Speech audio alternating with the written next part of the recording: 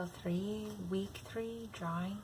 Okay, so we're doing upside down images today, and so I would start with the warm-up. One warm-up you could do is just the copying, not reflection, but just having students copy some squares here, just some examples with either the dry erase markers and little sheets from the binder, or just pencil on paper. So these you can make up, or you could print some from the Donna Young website. But since students are just working on, of course, review those 5 shape families, contour shape families, and then have students do some warm up and kind of talk through how they do that. Curved lines, angled lines, straight lines, and have them talk through that to look at spacing too, from the sides, objects in relation to each other, just kind of get in the groove for drawing today. So then for upside down drawing, like mirror drawing, is just another exercise for working on that right side of the brain, shifting the focus of working left side of the brain, when we're looking at an image the correct way, up, right side up. The left brain wants to identify the different parts, and it inhibits us more when we're trying to replicate that drawing and learning to draw. So if we turn it upside down, then we are focusing more on those shapes and those parts instead of the whole identifiable image. So one example, I found this much easier with the younger kids. Instead of just leaving a drawing on the table for them to just have their paper and just look at it and draw that, or it would be, of course, upside down. It's way too tempting for them to turn it around or to focus on the whole thing, which is a little bit overwhelming. So one method is that you could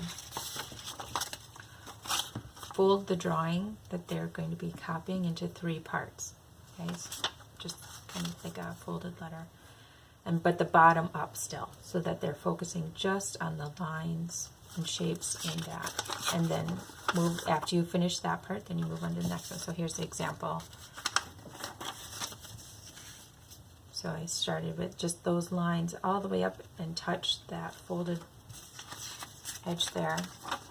And now if you do with the younger kids, having them work with folded paper, I had them folded already to go with ready to go with them, and I also put a little arrow on that folded edge, so that as the whole table of us were starting to draw, that they would all have that arrow pointing up, instead of starting their drawing like this and working towards this edge and then that being unfolded and revealing that it's not going to go to the middle section of the drawing, which would be a bummer.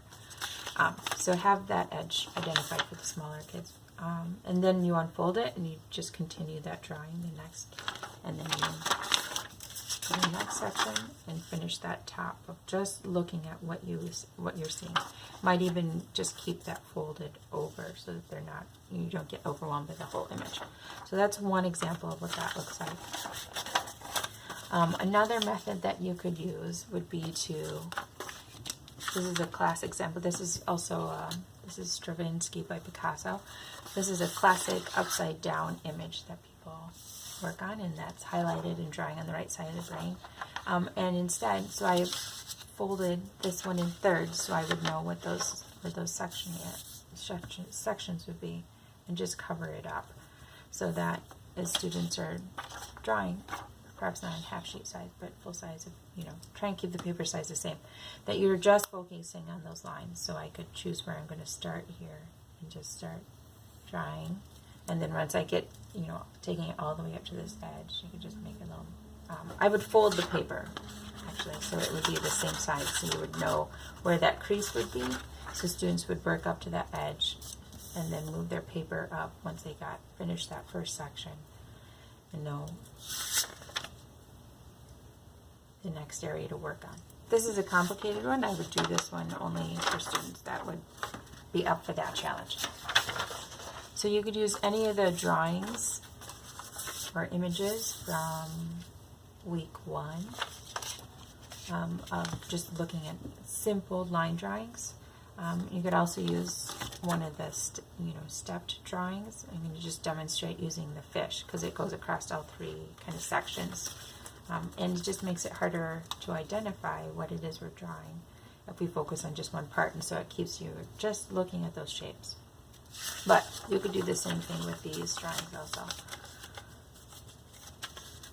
This one's a little bit easier than the other one.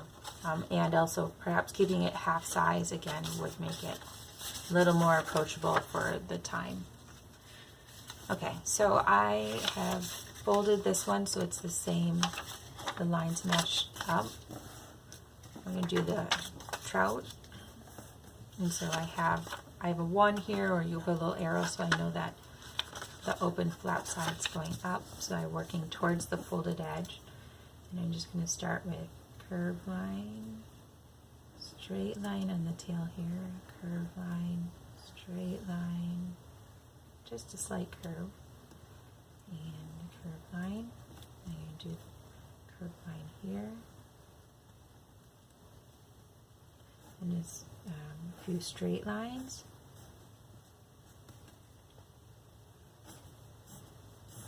And then some dots, dab the paper too. Alright, then we unfold it and work in the next section. So I'm going to fold that top one under so I don't get confused by looking at that. And now we're going to, oh, I forgot those straight lines here. Well, we'll finish that. So a slight curved line and a shallow curved line.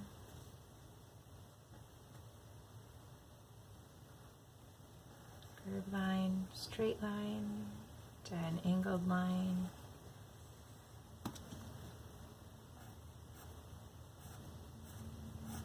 Okay.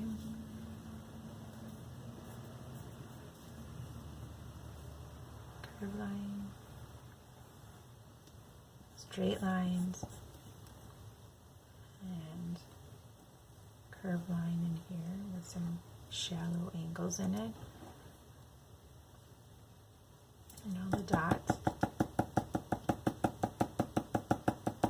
Okay, so we get that another straight line there, and check, make sure we got everything. All right, and then move on to our last section.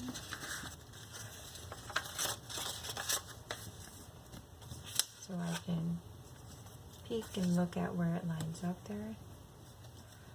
And a shallow curve, angled line, and a curve. Here. And a circle and a dot and a couple more dots. Okay, and then we unfold it to see our drawing. But we're just focusing on those parts. You go in and fix these up a little bit. All those parts if they don't quite line up. And that is week 3.